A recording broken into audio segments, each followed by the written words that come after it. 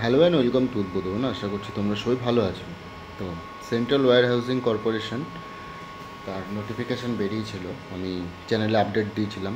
তার এক্সাম হচ্ছে 8 ফেব্রুয়ারি 2025, ঠিক আছে? তো দেখো, তার কিছু ইনফরমেশান হ্যান্ড আউট বেরিয়েছে।